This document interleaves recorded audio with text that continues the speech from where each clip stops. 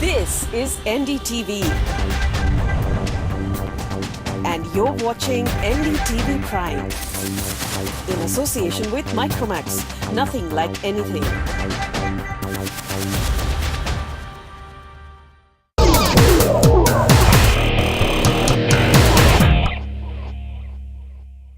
Mumbai is known as the high-rise capital of India. But when looking at the tall buildings in the city, little does one think of the machines that make such skyscrapers possible. I'm talking about elevators and escalators, the driving force of the vertical transportation industry. Is it any wonder then that the prestigious International Elevator and Escalator Expo 2014 is taking place here in Mumbai? Mumbai and Maharashtra per se is the largest consumer for the elevator escalator market.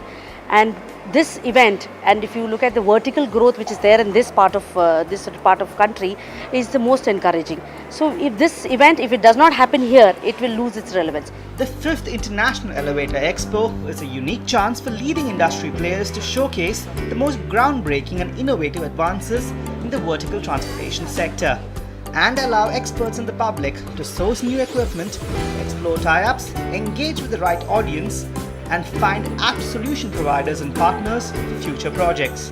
Concerned architects want to know more about the products, so they get details from us.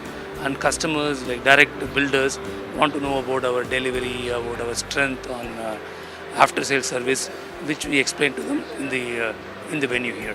From high-speed elevators to home lifts, from creative interiors to environmentally friendly and energy-saving designs, the IEE Expo serves as a unique platform to showcase products and technologies that cater to every aspect of the industry. The IEE Expo is also the perfect chance for these players to improve their brand image and build valuable leads to expand their business. This kind of a platform, it is only the branding.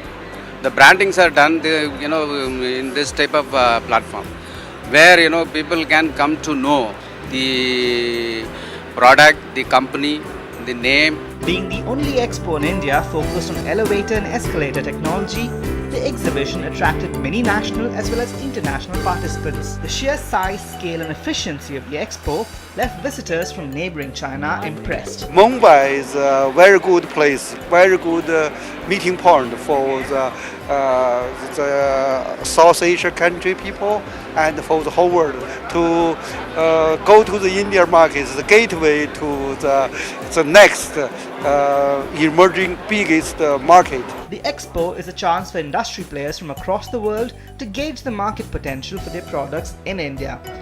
Coming at a time when Mumbai is engaged in massive redevelopment schemes, the expo was perfectly timed to capture the imagination of the market. It is a good opportunity to catch the market also, and the people and the consumer also can come here and see what is available in the global market. With a mix of the best names and the widest lineup of products, services and opportunities in the elevator and escalator landscape of India, the IEE Expo has emerged as the definitive expo for the vertical transportation sector in India. Mumbai is struggling with issues of lack of land and infrastructure. And in this scenario, the Maharashtra government turned to the cluster development policy to solve Mumbai's problem. But can this policy actually solve Mumbai's problem? Can it be lucrative enough to attract the developers and also the homeowners? To talk about this, to discuss this, we have with us this esteemed panel. Let me please introduce you to them. We have Mr. Rajendra Chaturvedi. He is the Chairman and MD, Shripati Group. We have Mr. Chandresh Mehta. He is Director, Rustomjee Group. We have Mr. Jagdish Ahuja. He is Chairman, Ahuja Constructions. We have Dipesh Bhagdani. He is Executive Director of JC Homes. And we also have Mr. Kutub Mandiwala. He is Principal Architect, Mandiwala, Kutub and Associates. So gentlemen, welcome. First, we would like to know from you, what do you think? What is your general feeling about this policy? Is it actually going to be an answer to the problems of Mumbai's realty? Cluster is a solution for Bombay, no doubt about it. It's a good policy, but still there are some issues which are to be dealt in detail.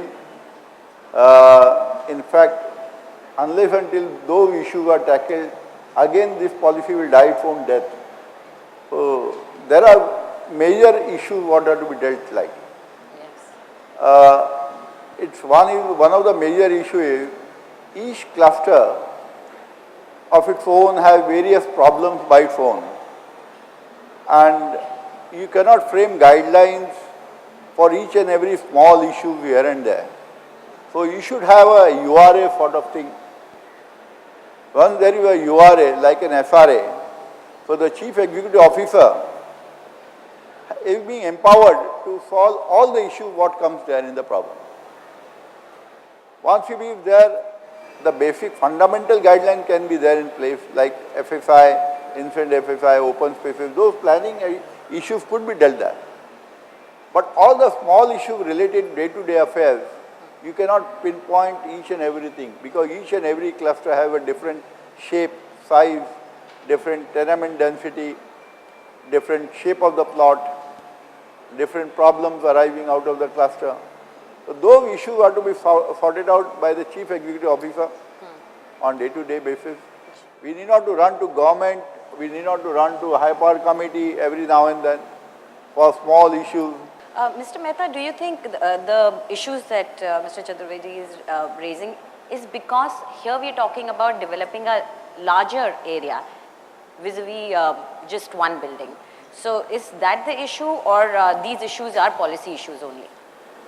So there are two parts to it. A policy in itself is a good policy, but any policy which does not dwell into the implementation just becomes another policy on paper. The ground reality is starkly different from what the policy talks about. As Mr. Chaturvedi said, you require some authority who has powers enough to take decisions on issues which are not part of the policy. There could be title related issues where in a cluster I know of, the land has been allotted by the President of India for the refugees. The transfer of land has not yet happened. Okay. So it has its own issues. So there has to be, as Mr. Chaturvedi said, you cannot cover all the issues in the policy. Yes, yes. There has to be a body empowered enough to take decisions on the ground to ensure that effective implementation of the policy happens. Absolutely. In terms of planning, there are certain things that the developer can plan. And there are other issues in the planning which the developer has to depend upon the overall master plan for the city. In terms of infrastructure, laying water mains, power, road access. So these issues have to be tackled at a higher level that cannot become part of the cluster. As suggested, there has to be a merging of the overall cluster with the overall plan of the city. What do you think, Mr. Ahuja? Do you feel that right now the need of land and need of space in Mumbai is so big that maybe we need to overlook certain issues and maybe try and work with them? Yes, it must be overlooked because you see, to get the land of 4,000 and 10,000 meters is a very huge question whether you get in Bombay or in the suburbs. In suburb now they have said 10,000 meters. That should not be so. It should be 4,000 across the board. So that kind of issue is settled, that 4,000 meters across the Bombay, it makes the task easier for the developer to assemble that kind of a cluster. And in the cluster there are not only assemblies, you have to deal with the landlords, you have to deal with the tenants, getting the consent, and the different class of the occupants are there. One building might be high end, the other building might be the low end or mid end. To keep them together, as it is a huge task by itself. To get them all, so the policy should be clear. It should not be doing the policing on the policy. And sometimes we read that the RTI people are saying that the carrying capacity of the cluster becomes burden on the infrastructure. No, I would say it is contrary, that if it becomes cluster development, the infrastructure becomes concentrated on smaller area. Your layout, networks of the pipes and the sewerage line become concentrated. It's much more efficient. If you take the Hong Kong and the other places where the cluster development have taken place, they have overlooked all these things, and they have. That is something I would like to address to you. Do you feel what he's saying, that since if the cluster development does happen, actually the infrastructure would not be stressed, but it will become better? Definitely. I think with my experience of working on the mega project at Bindi Bazaar, my experience says that cluster development is the way to go, especially in southern part of Mumbai, where it's an organic growth. The infrastructure is pretty organic.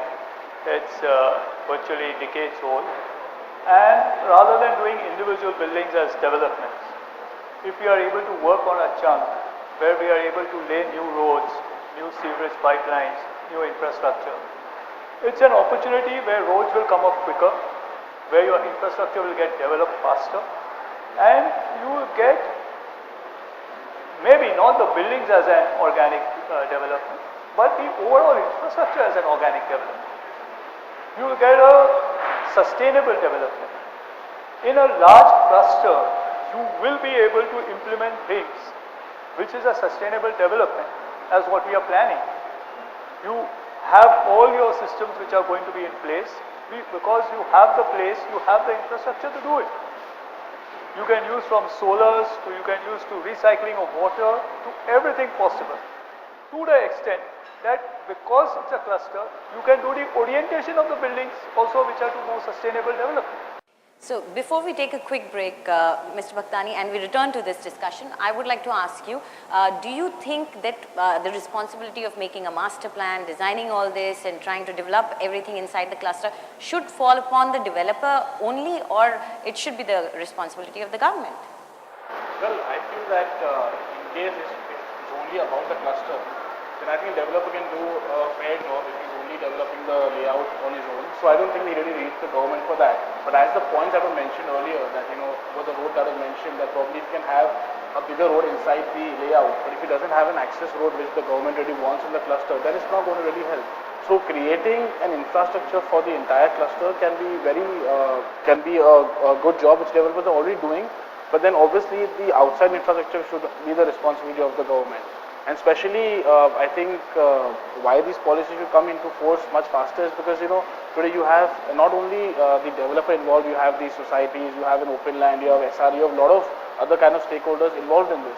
So the faster these policies come in, it's not that, a developer should actually take this kind of development and again the policies start changing. A normal building takes 4 to 5 years to develop. If it's going to take 7, 8 years or 10 years for a cluster to develop, the policies are going to change again, and which is going to escalate the cost and, change the things. Absolutely. So, if it's a cluster, the developer will take care, but the infrastructure has to be the government's part, especially knowing that the premiums that they're charging us now. Okay. So we will take a short break right now. We will continue this discussion and we will try and find out if how are the developers going to utilize the extra FSI they get and whether it's actually turning out to be lucrative for them or not.